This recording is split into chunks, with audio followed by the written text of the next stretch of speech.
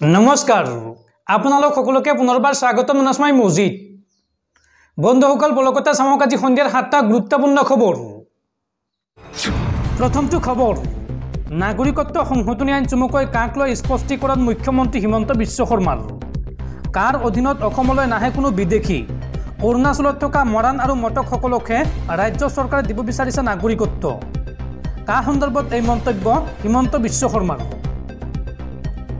কাৰ অধীনত অসমলৈ নাহে কোনো বিদেশী এই ঘোষণা মুখ্যমন্ত্ৰীৰ অৱহেহত কা সন্দৰ্ভত স্পষ্টীকৰণ মুখ্যমন্ত্ৰী গৰাকীৰ কেৱল মৰাণ আৰু মটক সকলকে নাগৰিকত্ব প্ৰদান কৰিব অসমত চিপাঝাৰত সাংবাদিকৰ প্ৰশ্নৰ উত্তৰত এই মন্তব্য মুখ্যমন্ত্ৰী হিমন্ত বিশ্ব শৰ্মাৰ অৰুণাচলত থকা মৰাণ আৰু মটক সকলকে ৰাজ্য চৰকাৰে দিব বিচাৰিছে নাগৰিকত্ব এই ঘোষণা মুখ্যমন্ত্ৰী ডক্টৰ হিমন্ত বিশ্ব শৰ্মাৰ পৰৱৰ্তী খবৰ হায়াৰ সেকেন্ডাৰী চূড়ান্ত পৰীক্ষাৰ ৰিজাল্টৰ দিন ঘোষণা শিক্ষামন্ত্ৰী ৰনোজ পেগুৱে ঘোষণা কৰিলে ফলাফলৰ দিন ৰাজ্যৰ অভিভাৱক আৰু শিক্ষাৰ্থীৰ বাবে গুৰুত্বপূৰ্ণ খবৰ উচ্চতৰ মাধ্যমিকৰ ফলাফল ঘোষণাক লৈ ডাঙৰ ঘোষণা মে মাহৰ প্ৰথম সপ্তাহতে ঘোষণা কৰা হ'ব হায়াৰ সেকেন্ডাৰী ফলাফল 5 মেৰ ভিতৰত ঘোষণা কৰা হ'ব উচ্চতৰ মাধ্যমিকৰ ফলাফল এই কথা ঘোষণা কৰিলে ৰাজ্যৰ শিক্ষামন্ত্ৰী ৰনোজ পেগুৱে পৰৱৰ্তী খবৰ ৰাজ্যবাসীৰ বাবে জৰুৰী খবৰ ৰাজ্যৰ প্ৰতিজন নাগৰিকে লিখি ৰাখক এই তিনিটা বিশেষ ফোন নম্বৰ যিকোনো মুহূৰ্তত আপোনাক দৰকাৰ হ'ব এই তিনিটা নম্বৰ ৰাজ্যবাসীৰ সুবিধাৰ্থে এই নম্বৰ তিনিটা মুকলি কৰা হৈছে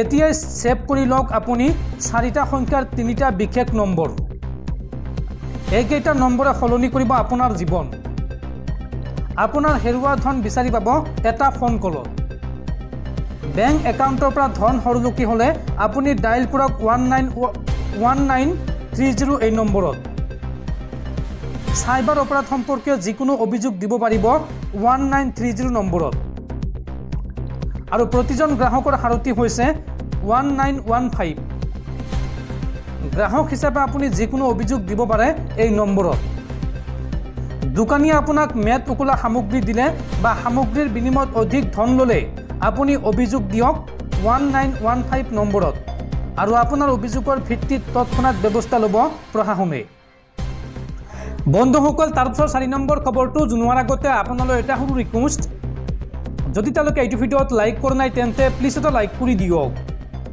আৰু এনেকুৱা ধৰণৰ নতুন নতুন ভিডিঅ' পাবলৈ চেনেলটো সাবস্ক্ৰাইব কৰি কাষত থকা বেল আইকনটো প্ৰেছ কৰি ৰাখক পৰৱৰ্তী খবৰ দেশবাসীলৈ ভাল খবৰ 2026ত দেশত চলিব প্ৰথমখন বুলেট ট্ৰেইন এই ঘোষণা কেন্দ্ৰীয় ৰেল মন্ত্ৰী অশ্বিনী বৈষ্ণৱৰ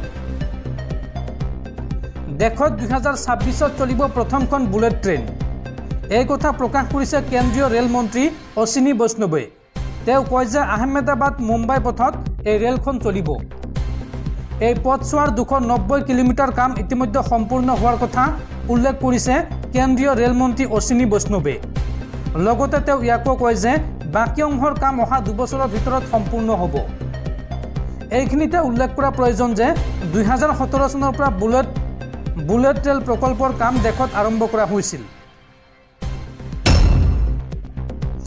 পৰৱৰ্তী খবৰ অসমলৈ আহিব কংগ্ৰেছৰ ৰাষ্ট্ৰীয় অধ্যক্ষ মল্লিকাৰ্জুন খাৰ্গে 27 এপ্ৰিলত বৰপেটাত চলাব নিৰ্বাচনী প্ৰচাৰ পৰৱৰ্তী খবৰ অসমত পুনৰ খোলা হ'ব মাদ্ৰাছা অসম চৰকাৰে বন্ধ কৰি দিয়া 750খন মাদ্ৰাছা পুনৰ খুলি দিয়া হ'ব এইবাৰ নিৰ্বাচনত জিকিলে পুনৰ খোলা হ'ব বন্ধ কৰি দিয়া 750খন মাদ্ৰাছা এই মন্তব্য এআইইউডিএফ প্ৰধান মৌলানা বদৰুদ্দিন আজমলৰ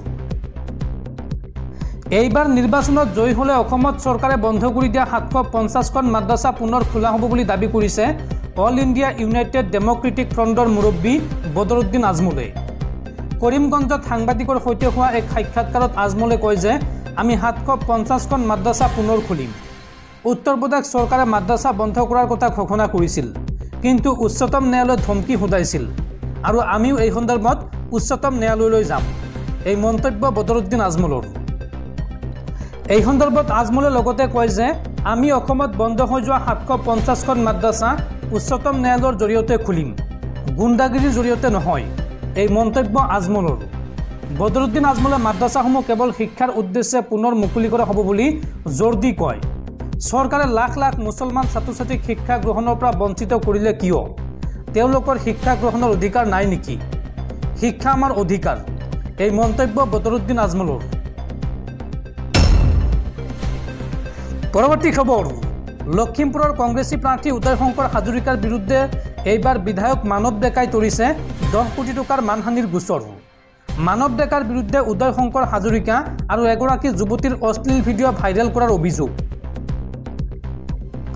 লখিমপুৰৰ কংগ্ৰেছ প্ৰাৰ্থী উদয় শংকৰ হাজৰিকাৰ আপত্তিজনক ভিডিঅ' ভাইৰেল কৰাৰ অভিযোগ।